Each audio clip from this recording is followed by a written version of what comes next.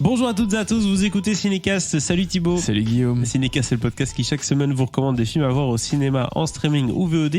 Aujourd'hui, il est question de cinéma et on ne parle plus de comédie, c'est promis, pendant un petit temps, là, pendant un tout petit temps. Oui, voilà, c'est ça. On va vous parler de Cop Shop, film qui est sorti du coup ce mercredi 20 octobre au cinéma. En Belgique, je précise, parce qu'il n'est pas sorti en France, il n'y a pas de date de sortie en France et on ne sait pas très bien comment est-ce qu'il va être distribué, s'il va être distribué. C'est le dernier film de Joe Carnahan avec Gerard Butler et Frank Grillo au casting. Alors de quoi ça parle ce Cop Shop ? Ça parle d'un poste de police dans une petite ville qui devient le champ de bataille d'un tueur à gages, d'une flic débutante, mais attention ingénieuse, et d'un escroc qui s'est réfugié derrière les barreaux car il n'a pas d'endroit où fuir. C'est un SDF sans fuite fixe. Bref, on s'écoute un petit extrait d'abondance. Je me fais invisible, c'est ça le plan. Tout le monde est après moi, je te dirai pas où je suis. Lequel d'entre vous va m'arrêter ? Arrêtez-moi, s'il vous plaît. T'es en état d'arrestation. Alors, Théodore, pourquoi tu veux te faire enfermer dans une cellule ? Tout le monde essaie de me tuer.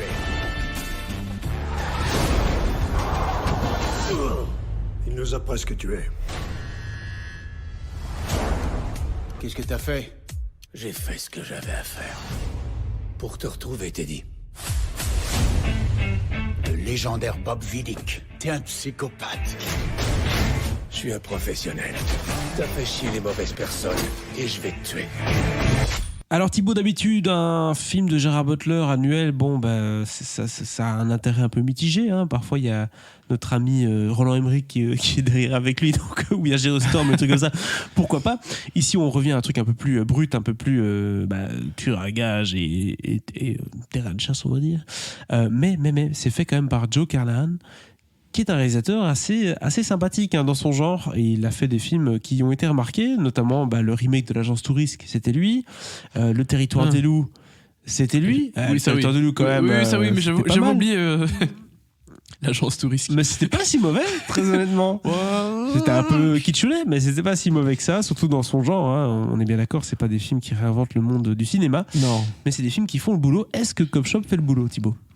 Alors déjà, il y a une première chose à dire par rapport à Cop Shop et au fait que c'est réalisé par Joe Carnahan, c'est que cette version du film n'est pas, c'est pas vraiment la director's cut. Il n'a pas eu le final cut et du coup, Frank Grillo et lui se sont un peu plaints sur les internets disant c'est pas ma version du film.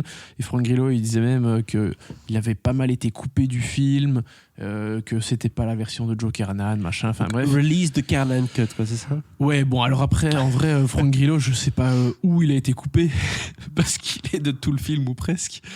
Mais enfin, soit. Le truc, c'est que oui, c'est du bon petit Joe Carnahan action movie. T'as un type qui est poursuivi par un tueur à gages et vu qu'il n'arrive pas à lui échapper, il se dit je vais me faire arrêter pour une connerie.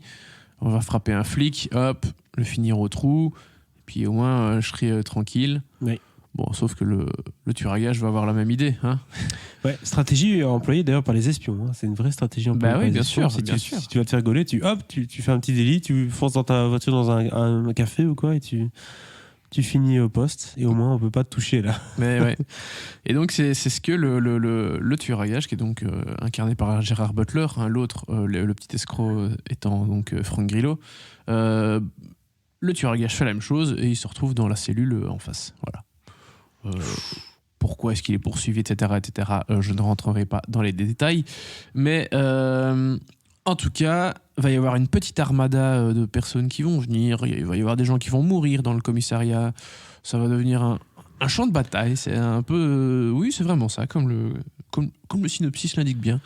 Ça va être un peu la guéguerre, mais avec des gens enfermés, c'est très compliqué, et des flics qui vont être un peu perdus, mais tout ça, genre... Qu'est-ce qui se passe, hein ?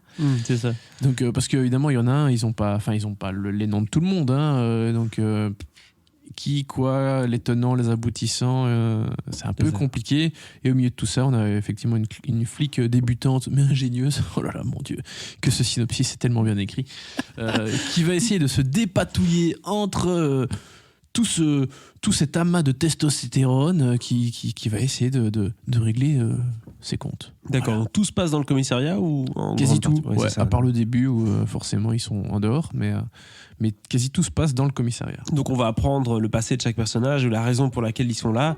Évidemment. Via plutôt des scènes de dialogue, alors où on aura des flashbacks ou des situations un peu parallèles. Plutôt flashback et dialogue aussi, mais sinon c'est plutôt des flashbacks, histoire de sortir du commissariat de temps en temps. Et est-ce que ça t'a pris? Parce que c'est ça le principe de ce genre de film, c'est qu'il faut que tu restes au fond de ton siège, comme on dit. Écoute, tu vas voir un film qui s'appelle Cop Shop, avec Gérard Butler et Frank Grillo. Que demander de Déjà, plus? tu sais que tu vas voir un petit film d'action Ouais. par Joe Kernan. Bon, après, ça vaut ce que ça vaut, parce que c'est pas son montage. Mais tu sais à quoi t'attendre.